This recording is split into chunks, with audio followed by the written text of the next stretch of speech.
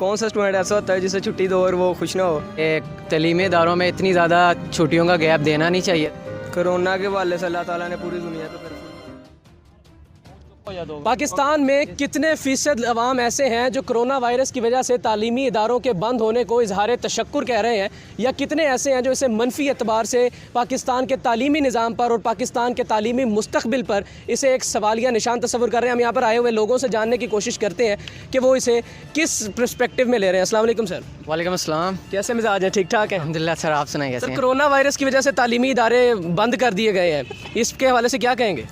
देखिए, पहले तो ये है सबसे बड़ी बात कि तलीमी इदारों में इतनी ज़्यादा छुट्टियों का गैप देना नहीं चाहिए था, क्योंकि आगे बहुत छुट्टियाँ हो चुकी हैं।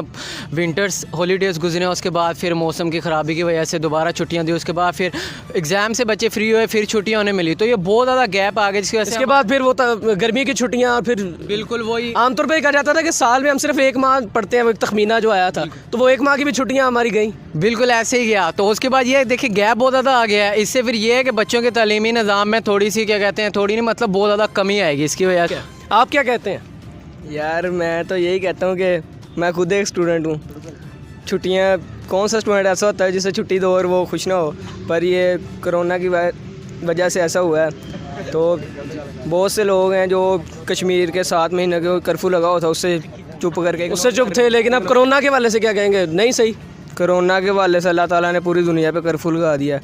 अब देख लें, आप कोई भी फंक्शन है आप खुले आम नहीं जा सकते, ऐसे शादी पर भी पाबंदी लग गया जहाँ पे यानी कि हजूम नहीं बनाकर इकट्ठे हो सकते कहीं भी इकट्ठे नहीं जी। तो यही हो सकता है कि तलीम पर भी असर पड़ ही रहा है। बच्चों की इतनी छुट्टियाँ दे दी हैं उन्होंने, तो बोर्ड के पेपरों की बच्चों ने तैयारी की थी, तैयारी अब भी उनके पास ही है। मैं भी 9th का स्टूडेंट हूँ, मेरे भी, लेकिन वो हो जाते तो ज़्यादा बेस्ट था।